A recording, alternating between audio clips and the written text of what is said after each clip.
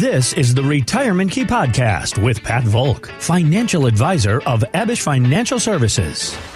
And I'm Heather Branch here with Pat, having conversations about what you can be doing now to better prepare for your financial future, thinking about your retirement years, the goals you have for those years. RetirementKeyRadio.com is where you can go to begin your conversation with Pat Volk and Abe Abich and the entire team at Abich Financial Services.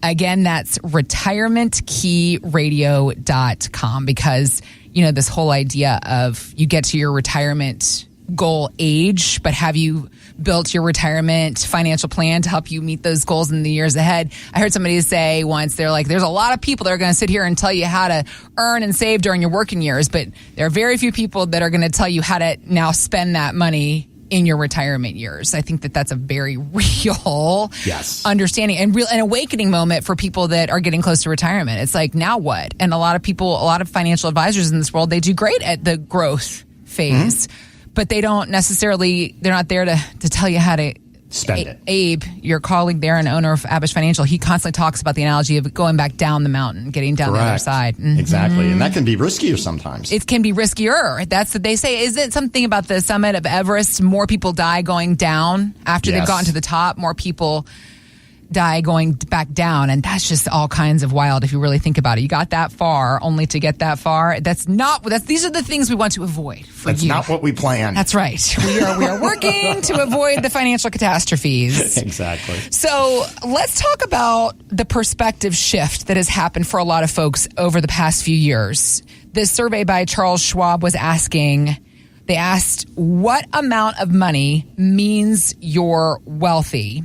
And respondents came back saying that about $2.2 million means you're wealthy. However, a different perspective is that almost half of the people who responded that had a net worth of $550,000 considered themselves rich. And Pat, what the trend seems to be is since the pandemic, people are placing more importance on health and family, which is a good thing. Yeah. But financial advisors are apparently saying that they are seeing this trend among clients. They're not as interested in growing their wealth to $1 or $2 million.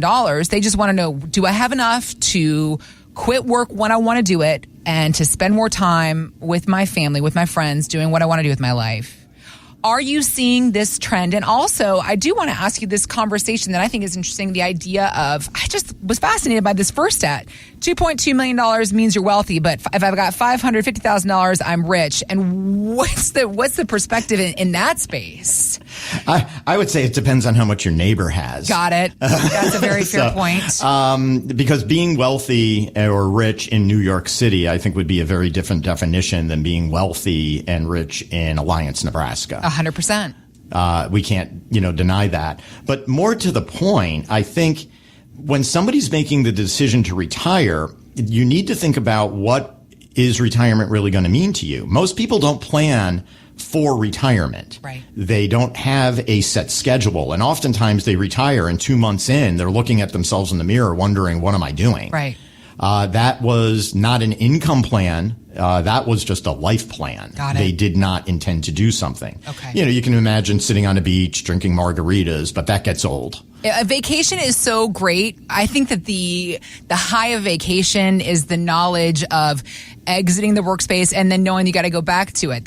So when every day is Saturday, when every day is vacation, you start to lose that vacation gratification, if you will. Correct. It's like anything. It's too much of anything is not a good thing. That's right.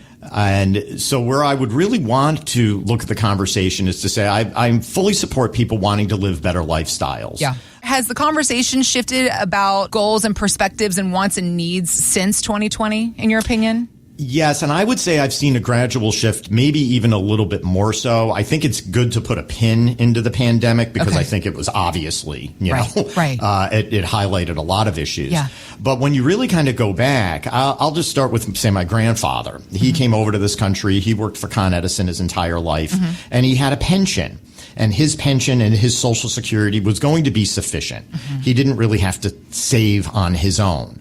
This is the time where I would always joke. I said, this is when companies took care of everybody from the womb to the tomb. 100%. My grandfather was the same way. I think the story of my dad says my grandfather, they pay him his last year's salary for the rest of his life. So the year before he retired, they doubled his salary. Like that's what it used to be back in the day. That's what it used to be. Yeah. But now when you think about most private companies have eliminated pensions. They did it gradually. They walked away from the traditional pension. They said, let's go to cash balance. Let's put it into the stock market. And then after 2008, they stepped away from that. Yeah. So I do have a tremendous amount of empathy in the sense that more of the savings burden is on our backs than ever before. 100%. And that means, you need to look at your lifestyle. You need to look at what your expenses are. And if you want to retire, we need to be brutally realistic. $550,000 is not going to get you to the same destination as $2.5 million. Right. No doubt about that. Okay. And if you're looking at that and saying it's sufficient for me to live my lifestyle, what is your lifestyle? Are you going to be relocating? Most of our clients are here in the Northern Virginia area. This is not the cheapest place to live. So if you plan on relocating, that would be a factor. What about vacations? What about the spending? Do you have that in control? I'll go back to the budget. Most people do not have a formal budget. My biggest fear with somebody trying to make that lifestyle retirement and not having enough is that they could find themselves in a very bad position 5-6 years in the future, maybe 10 years in the future. Right after those first 5 to 10 years after retirement? Correct. Okay. And there's going to be a major difference between somebody who may be in their early 60s with very marketable skills going out and trying to find a part-time job versus somebody who's 75, who's been out of the workforce for 10 years. So we are seeing more folks wanting to work part-time. This at-home trend has been a huge positive for retirees, in my opinion. I would agree. They get to work at home. They maybe can put in 2 to 3 days a week. You don't have to go into the traffic. You don't have to worry about all that. So it's kind of retirement practice. Got it. For lack of a better word. Yeah. No, that sounds great. That I wouldn't have a problem with because you're not really in that mode of working to save anymore. What you're doing is you're working so you don't distribute as much. Why do I need to take $50,000 from my 401k when I can bring in $50,000 from an employer's job? Got it. Let's just even tag on, if you're under age 65, the added health benefits that may come along with some work, the ability to save a little bit more. Let's not put that to the side. If a company's going to give you a match, take the free money. But I will come back to the bigger picture and say, when you are retiring, the amount of money you do have, if it is not that much and it looks like, geez, I'm really going to have to monitor the budget, you have to really commit yourself to understanding what that means.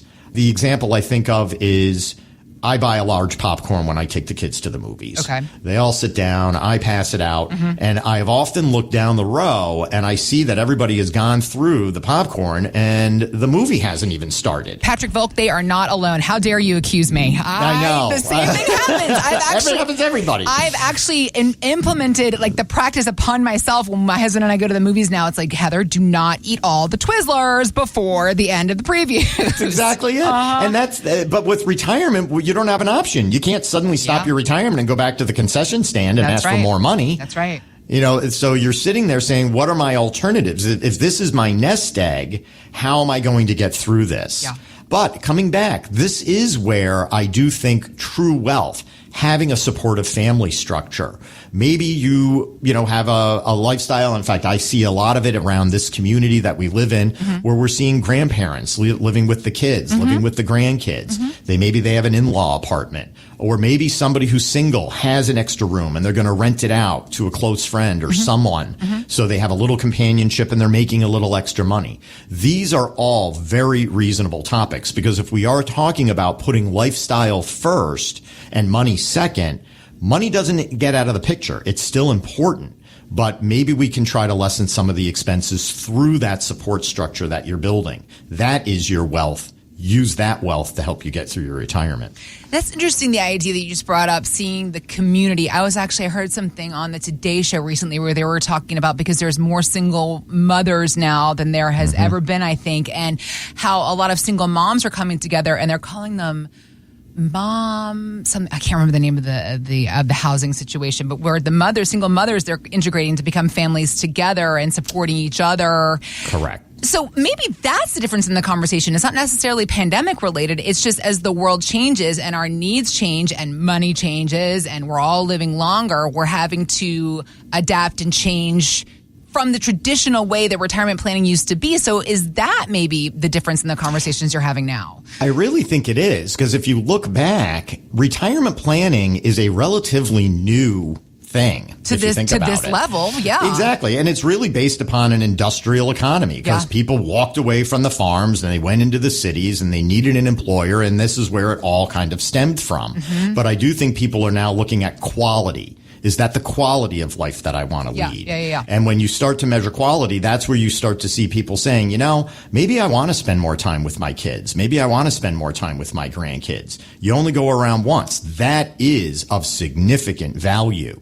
So is there a way for my true dollar economics to be able to fit into that? Well, if I'm sitting at home and I have my daughter at home, maybe she can start chipping in to help pay some of the rent. Right. Because that's a benefit for her and that's a benefit for me. Mm-hmm. And you start looking at some mutuality and some, really working together. That is, I don't think what is old is new again, I suppose. Sure. Yeah. So. The idea of families living together. Yeah. Mm-hmm. Yeah. And I think it's a beautiful thing. I don't think it's the only thing. I think, I'm very respectful of everybody, how they wish to lead their lives. But we are, dependent on other people. Okay. And again, thinking about how the conversation has changed, not just for the folks you're talking to and their conversation, but your own conversation, because as you're saying all these things, I'm thinking about this is the benefit of working with you guys at Abich Financial Services. Not only are you independent financial advisors, but you're a local family-owned business. You have experience in different facets, different areas of this industry. Because, you yourself, you used to work at Goldman Sachs. You worked at Merrill Lynch. You worked at Fisher Investments. You have that big investment firm perspective. But the conversations you're having now with folks about retirement living, it's so much more than money, isn't it? There's so much more. And I'll even just use myself just for a second. When I was at Goldman, I could literally be at, say, the Federal Reserve one day doing a seminar for executives there. The next day, I could be out into the middle of nowhere, Texas, talking to guys who are coming off the line. And they don't even know what a pension is. They don't know what a stock is. Mm-hmm. And, to just see that, the dichotomy, and to watch wow, I was sitting with folks that really don't have to worry about money. And now I'm sitting with folks that do have to worry about money and have a very different understanding of it. You have to be adaptable to the individual that we're speaking with. And that means if it's a very high net worth individual, or if it's somebody that may not have accumulated as much, but maybe they are more focused on lifestyle. Mm-hmm. There are things that can be done. And it is solely a matter of having a very open and honest conversation. I always call it the non-judgmental zone. If I go to my doctor, I have to tell my doctor what's going on. Yep. I'm not doing me any favors by hiding that, I smoke every so often, or I drink every so often. Right. You have to be upfront, because that's the only way you can get to a true solution. Understanding the real definition of wealthy versus rich, and which one are you? Maybe you could be both. That's, I think, really the whole idea. Rich, having that money to give you the full wealth of life that you want, is the real bottom line of having a full retirement plan. And this is what Pat and the entire team at Abich Financial Services help folks to figure out every single day, and they can help you as well. So if you have questions, do you want to know, are you rich? Are you wealthy? Are you both? Do we need to do some work to get you to where you want to be in those definitions? That's what the team at Abich Financial Services is here to help you get answers to. Get started today. RetirementKeyRadio.com to begin your conversation with the team at Abich Financial. Again, RetirementKeyRadio.com. Thanks for listening to the Retirement Key Podcast. Be sure to listen to the Retirement Key Radio Show, Saturdays and Sundays on WMAL. Investment advisory services offered through Abich Financial Wealth Management, LLC, number 310633, a registered investment advisor firm. Financial professionals are not licensed in all 50 states. To find out if Abich Financial Services is licensed in your state, please call 571-577-9968. Abich Financial Services is not affiliated with nor endorsed by the Social Security Administration or any other government agency and does not provide legal or tax advice. Annuity guarantees rely solely on the financial strength and claims paying ability of the issuing insurance company. By contacting us, you may be provided with information about insurance and annuity products offered through Abich Financial Services, Inc., Virginia Insurance License number 127820.